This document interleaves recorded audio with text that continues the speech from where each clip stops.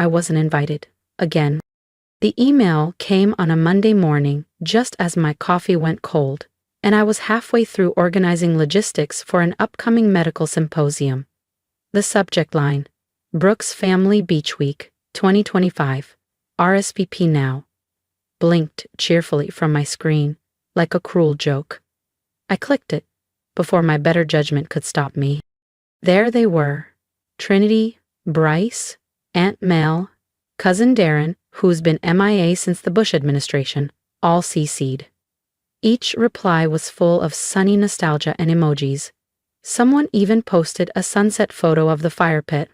The same fire pit where I once roasted marshmallows at 8 years old, unaware that in our family, love came with expiration dates. But my name? Not there. Not in the list, not in the replies, not even as a typo. They hadn't forgotten me, they'd excluded me. Again. 10 years. That's how long it had been since my name last showed up on one of those threads. 10 years of awkward maybe next times, of must gone to spam, of being told I was too sensitive, too distant, too dramatic. And every time I swallowed it, tried to smile through the weight of erasure, tried to believe that maybe next year they'd remember I still existed. But this time, I didn't call Trinity crying. I didn't ask why. I didn't fight for a seat at their table. Because this time I owned the table. Or more specifically, I owned the beach house. The very house where they planned to gather. The same one where my mother toasted her 30th anniversary while forgetting to tell me. The one where Trinity posed for her maternity shoot. The place they all treated like a shrine to family unity, while simultaneously editing me out of the photo albums. They had no idea it was up for sale, quietly listed, no family text thread, no group vote. Just another real estate transaction, offloaded like an old piece of furniture when the market dipped.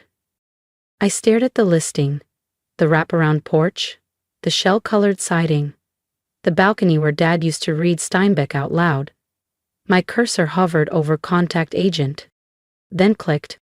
What happened next unfolded like a slow, precise symphony, the kind of music you only hear after surviving silence. A week later, I stood in front of the storage unit I hadn't opened in years. Unit 43B smelled like old books and cedar dust. I found the trunk, my grandmother's, and inside it, her seashell-covered journal and a letter addressed to me. Open only when you stop looking for permission. Her handwriting was slanted and shaky, but the message was clear. Beneath the note was a trust document. Legal. Real. Empowering. A clause in her estate gave me controlling interest in the property if the current deed holders, my parents, ever defaulted on taxes or maintenance, which they had. That day, I walked into a Newport Beach law office and left with more than a legal briefing. I left with power. 2 weeks later, the deed was in my name. They never saw it coming. Ownership came quietly, with no fanfare. No fireworks, no keys handed over with a congratulatory bow, just a notification in my inbox and a line on a property record that now bore my name. But sometimes, silence is louder than celebration. And for me, it carried the weight of generations. The irony didn't escape me. The house that had hosted a decade of family memories, each one carefully crafted to exclude me, was now legally mine. I didn't gloat, I didn't post about it. I didn't even tell Savannah, my only real ally in that entire bloodline, until the paperwork was final. Instead, I booked myself the master suite, under the name Miss C. Brooks. 3 nights, ocean view, champagne on ice, firm pillows, privacy preferred. A week later, their cars began rolling into the driveway. Trinity's spotless white Audi, Nelson's obnoxious black SUV, tinted windows and ego. My mother's aging sedan, still proudly bearing the world's best grandma sticker she never earned with me. I waited just long enough for them to check in. I could see it play out from the cafe across the street. Trinity gesturing wildly at the front desk, Nelson lounging at the counter like he owned the property, my mother standing behind them, composed but cold. Then I walked in. The lobby's tile floor clicked beneath my heels as I approached the desk. The receptionist looked up, and recognition flickered. "Ah, Miss Gellhorn," she said with a knowing smile, "just explaining the guest list situation." I didn't glance at my family. I didn't need to. "There's no need to escalate," I said. "Let's clarify things." Trinity turned, face flushed. "What the hell is this?" Nelson scoffed. "Is this a joke? You think this is funny?" "I think it's overdue." Handed over my ID. "The deed transferred 3 weeks ago. The property is mine." The silence that followed was the kind that doesn't wait for someone to speak. It just settles like a storm cloud. My mother's voice cracked. You bought it? Without telling us?" "No, Mom," I said gently. "I didn't need your permission." Trinity was livid. "You knew we were planning the reunion. This was meant to be our space." "And I was meant to be your daughter," I replied. "Your sister. But you left me off every email, every invite, every photo, so I found my own way in." Nelson stepped forward. "You think you can just kick us out?" "No," I said, calm and unmoved. "I think I can reclaim something. That's different." Then I turned to the receptionist. "Please escort anyone not listed under my guest registry. Kindly, of course. Their family." Security came, nothing dramatic, just procedure. Trinity muttered something about lawyers. I reminded her to check the clause about unpaid property taxes and maintenance failures in Grandma's trust. My mother's voice trembled again. "Do you hate us that much?" I looked at her, finally meeting her eyes. "I don't hate you. I just stopped hoping you'd change." Then I turned and walked away. The fallout didn't take long. 3 days after I checked into the master suite, the knock came, not at the door, but on the beach-facing window. A man with a microphone, camera crew behind him, standing in the halo of a news van's headlights. It was the kind of knock that announces not just intrusion, but accusation. "Miss Gellhorn," he said, as soon as I cracked the door, "can you confirm whether you coerced your elderly father into signing over the family home? Sources say he was not of sound mind." The red light on the camera blinked like a threat. I didn't reply. I closed the door in his face and walked away. My phone lit up seconds later. Emails, texts, screenshots. One was from a former neighbor. "Is this true?" Another from a cousin I hadn't spoken to since Grandma's funeral. "You okay?" Then the worst of it. A temporary injunction notice. I was being accused of elder manipulation. Occupancy was being challenged. And Trinity, she was behind it.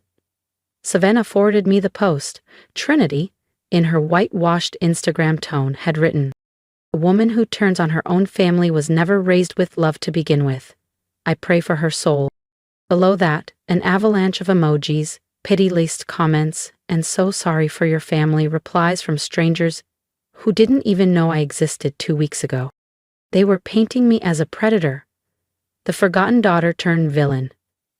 And the saddest part? For a moment, I almost believed them. But then, Savannah stepped in. With proof. Screenshots, family group chats, private DMs, emails. Trinity mocking me for being emotionally fragile? My mother writing, "She's too busy being important to care about family. Don't feel bad excluding her. She's used to being alone." The silence that followed wasn't empty. It was brimming with clarity. I wasn't crazy. I hadn't imagined it. They hadn't just forgotten me. They'd erased me. Rewritten my identity in rooms I wasn't invited to. And now I had receipts. The morning of the hearing was gray. Overcast, in the kind of way that makes the world feel like it's holding its breath. I walked into the courtroom alone. No entourage. No designer suit. Just me, wearing Grandma's favorite navy dress and clutching a folder filled with everything they never thought I'd find. Trinity sat 2 rows ahead, back rigid in a pristine white pantsuit. My mother was next to her, lips pursed like always. Nelson didn't show. The case was called Gellhorn v. Brooks. Petition for injunction against the sale of family real estate. Trinity's lawyer stood slick, young, too rehearsed. Your Honor, he began, we contend that Miss Gellhorn manipulated her father into transferring the deed while he was no longer mentally competent. The judge looked at me. Miss Gellhorn? I stood, voice steady. With the court's permission, I'd like to submit audio and video evidence of consent, along with documentation showing years of targeted exclusion. He nodded. The bailiff dimmed the lights. And then, my father's voice filled the courtroom. Clear, unmistakable, calm. I want Kalia to have this place, he said on the video, seated beside me on the porch 2 summers ago. She's the only one who came back for me after the fall. The only one who ever asked how I was doing, not what I could give. A murmur rippled across the courtroom. Even my mother flinched. Then came the audio, Trinity's voice from a group call Savannah had recorded 6 months earlier. Let her rot in her condo. She was never part of this family. Not really. If she wanted in, she should have been easier to control. The silence afterward was deafening. The judge leaned forward. This court finds no basis for injunction. The evidence reflects clarity of intent from the deceased and a documented pattern of family exclusion. Ms. Gellhorn acted lawfully. Case dismissed. He paused, then added, this court is not here to validate cruelty disguised as tradition. I walked out without looking back. Outside, the press hovered again, but I only said one thing. Sometimes, the only way to break a cycle is to walk away holding your truth. The court ruling didn't feel like a victory. Not right away. It felt like stillness, like something had been unclenched inside me after being held too tightly for far too long. The weight of proving I belonged, of asking to be seen, had finally been set down. But that was only the beginning. The real reckoning came later, when I drove back to the beach house. The ocean wind greeted me like it had been waiting. It carried the scent of salt and something softer, maybe quiet, the kind of breeze that doesn't demand attention, just reminds you to breathe. I stepped onto the gravel driveway, slowly, keys in hand. No longer a visitor, no longer an outsider. The house was quiet, sun-washed, and still. It sighed. It looked like they'd left in a rush. A half-empty water glass sat on the counter. A towel draped over the railing. Picture frames lined the hallway walls. Snapshots of children laughing, toasts raised, summer meals under golden skies. I paused in front of one. Trinity's kids, gathered around the fire pit. The same fire pit where I once sat with sticky marshmallow fingers and believed I was part of something permanent. I didn't take the photo down. I walked past it. Upstairs, in the master bedroom, I stood at the window and looked out over the ocean. My name was on the deed now, but it wasn't about that anymore. It was about the space they'd claimed as theirs, without ever asking if it hurt me to be left out. The house was never the prize. Just the simple. In the corner room, once my grandmother's office, I opened a drawer I hadn't dared to touch before. Inside, tangled and dust-covered, was the old wind chime we'd made together when I was 8. Seashells on frayed string, initials painted in shaky brush strokes. My C had faded completely. I didn't try to repaint it. I just took the whole thing downstairs, laid it on the kitchen table, and began to repair it, thread by thread. No glue, no shortcuts. Just care. The wind through the screen door carried a rhythm, and I let it guide my hands. When it was done, I hung the chime outside the porch, where it belonged. It swayed gently, as if remembering its purpose. That afternoon, Savannah showed up with a bottle of wine and a grocery bag. You didn't think I'd let you settle in without Pinot and paper towels, did you? She grinned. We cleaned in silence for a while. 2 women who had grown up in the same family but read different scripts. She folded the blanket Iris used to reserve for special guests. I wiped down the counter where Trinity once staged her cheese boards and critiques. When we finally sat on the porch, glasses in hand, the ocean had turned to gold. You didn't just win, Kalia, Savannah said softly. You ended it. You unhooked yourself. An answer. I watched two pelicans skim low over the waves, wings stretched wide and unbothered. An hour later, a knock came at the gate. I tensed. But it wasn't them. It was Mrs. Donnelly from 2 houses down. She held a tin of lemon bars. I just wanted to say, "Welcome home," she said. "Your father used to talk about you, you know, more than the others. Said you were the smart one." I blinked. "He did?" She nodded. "Told me once? That girl thinks in tides. I never forgot that." When she left, I set the lemon bars beside the repaired wind chime. That night, as I moved through the house, room by room turning off the lights, I didn't feel like I was in someone else's home anymore. I wasn't waiting for an apology, or an invitation, or for someone to hand me space I'd already earned. I didn't burn the bridge. I just stopped begging to cross it. As I closed the front door, the wind picked up across the porch. The seashells swayed, catching the breeze, and for the first time in years, they sang. Thank you for listening, for feeling, and maybe even for remembering someone in your life who's been left out, misunderstood, or rewritten by the people who should have protected them most.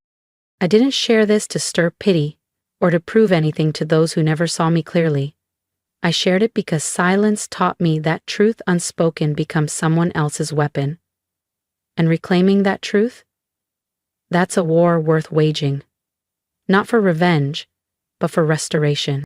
If you saw yourself in my story, even in small, painful echoes, I want to hear from you.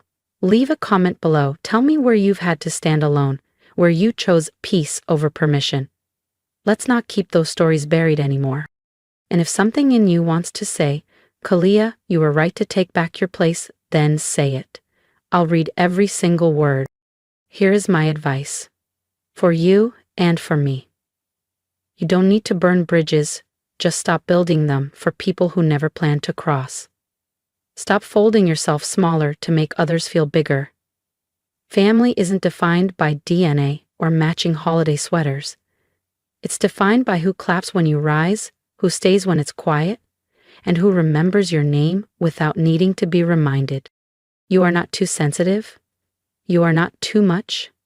You are not hard to love. You are whole. You are allowed to reclaim your voice, your space, and your story without apology. So go on, say what they tried to erase. Be the first to speak, or the last to leave. But always, always be the one who stayed true to herself. With strength. Kalia.